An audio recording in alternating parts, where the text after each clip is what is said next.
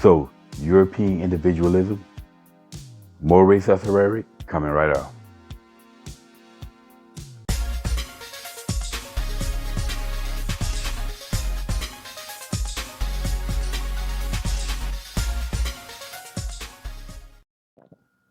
What's up, y'all? Welcome back to Common Sense, Logic, and Reason. And as always, I want to say thank y'all for joining me today. So I have more race as rhetoric for y'all. It never seems to end. European individualism is an example of fictitious notion. Again, a bunch of nonsense that black people believe that's just simply not true, that doesn't exist, except for in their minds. Now, I will have to say that I always say that there's nothing that the leftists can say that I haven't heard, because I've pretty much heard it all.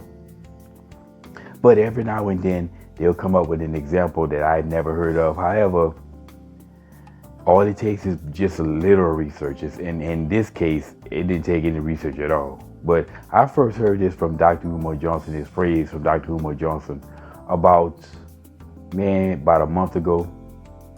And of course, it came out of his mouth, so it must be idiotic. But essentially, what European individualism is the idea that Europeans have this individual mindset. You know, when it comes down to, say, capitalism, essentially that's what it is. They have an individual mindset. Each individual person figure out, find a niche in society that we can fill, figure out what is it that we want to do. Is there a niche for it? Is there a need for it? Do we individually solve problems? Because people who solve problems, well, they won't be broke. In most cases, the people who are rich are the ones who actually solve problems. But you get in where you fit in, essentially, and find out, is there an area of society that I can feel, and I feel it. And this is how societies are built. Well, white European society, that is. Now, there's only two trains of thoughts that I can come up with for this argument, because it's the whole argument itself is idiotic. The European individualism argument is just idiotic. And both arguments that I could come up with, train of thoughts, none of them make any sense, but this is the best thing I could come up with. Now, the first train of thought is that Europeans are individuals. Everybody else in the world, all other races are individuals, but somehow there's something magical about blacks, something spiritual about us. And I'm guessing it's because of these, somebody called upon Okun, the spirit of Okun, or whatever.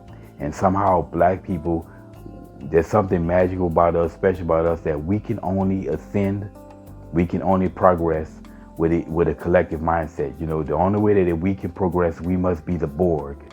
And we must all be linked mentally, and we must all move as one. Other than that, we can't function, because innately in us, we have to have a collective mindset, or we will never progress. Now, that's idiotic. Now, the second train of thought is that no, we are not. There's nothing special about us being individuals. We've always progressed as individuals in this country. But individuals in general, but because we live in America, right, with all of this white supremacy, right, and we under this system of racism, and we're surrounded by all these white supremacists, we can't just rely on individualism, okay? We need a collective mindset in order to overcome the systemic racism that exists in America, quote unquote. Now, obviously, both these mindsets, these train of thoughts, are absolutely idiotic. First and foremost, as I say, black people have always progressed as individuals. There's never been no group collective mindset amongst black people. Even during the days of slavery, there was no group collective. We all moved as one. No, we've always been individuals. And then people of all races are individuals. So there is no such thing as European individualism. It's not a European thing. Individualism is not a European thing. It's a human being thing.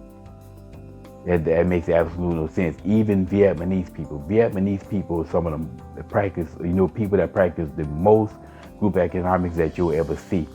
They'll have whole corners and strip malls of shops. But they're still individual in their movement. You know, if you have a Vietnamese dentist in that shop, well, nobody got together. They didn't get together and put their heads together and say, okay, you Vietnamese person, you're going to go be a dentist.